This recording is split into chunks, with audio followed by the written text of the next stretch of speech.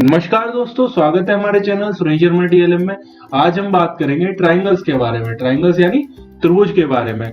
तो जो छात्र हिंदी मीडियम में है या इंग्लिश मीडियम में है, ये वीडियो उन दोनों के लिए ही बहुत उपयोगी होने वाली है, क्योंकि इस वीडियो में हम हिंदी और इंग्लिश दोनों भाषाओं में आपको ट्राइंगल के बारे में समझाएंगे। और हाँ, अगर वीडियो आपको पसंद आती है तो चैनल को सब्सक्राइब किए बिना मत जाना। चलिए शुरू करते हैं। ट्राइंगल, ट्राइंगल यानी त्रिभुज। तीन भुजाओं से घिरी हुई आकृति को हम त्रिभुज कहते हैं। The figure enclosed by three sides, we call that triangle. So हमारे पास यहाँ पर तीन भुजाएं हैं। तीन भुजाएं यानी साइड्स। तो side AB, side BC and side AC। तीन कोण हैं। कौन कौन से कोण हैं? कोण A, कोण B और कोण C, यानी angle A, angle B, angle C।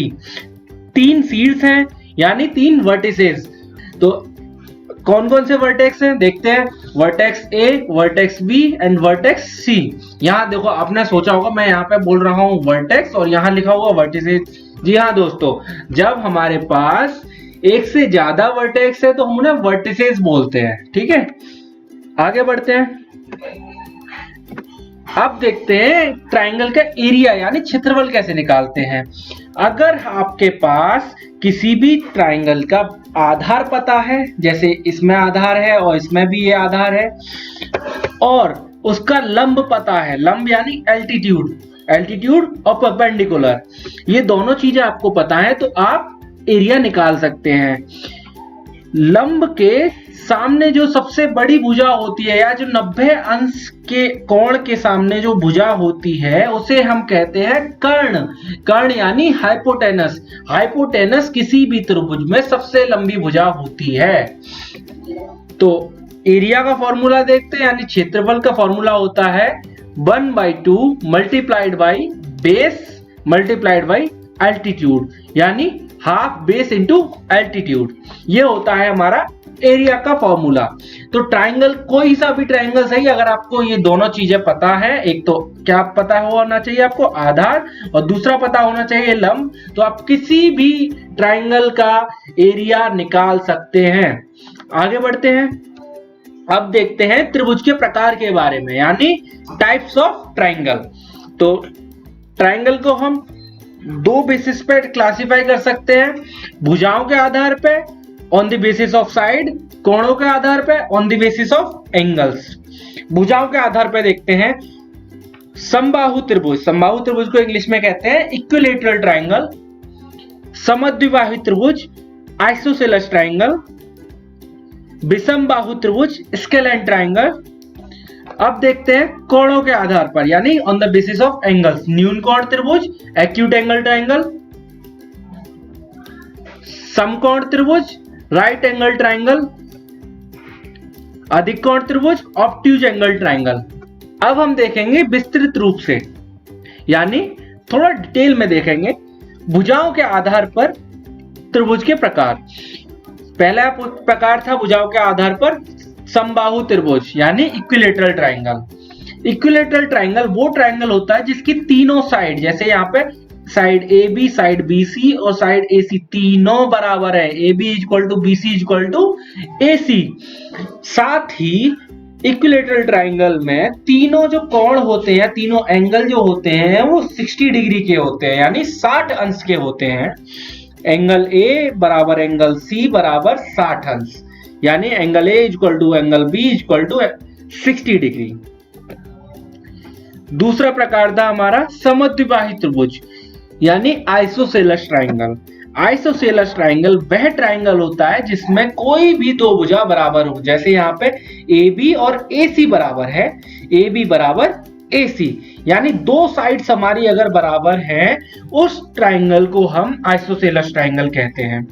साथ ही इसमें जो भुजाएं बराबर होती हैं उनके करस्पॉन्डिंग एंगल्स, यानी उनके जो संगत कोण हैं, अंतः संगत कोण, वो बराबर होंगे। जैसे यहाँ पे एंगल B और एंगल C, यानी कोण B और कोण C बराबर है। देखिए यहाँ पे भुजा AB बराबर है AC के, तो यहाँ पे कोण B बराबर कोण C के है। आप देख सकते हैं कि जो भुजा है उसके करस्पॉन्डिंग एंगल है वही आपस में बराबर होते हैं, एंगल बी बराबर एंगल सी। अब चलते हैं अगले प्रकार की तरफ।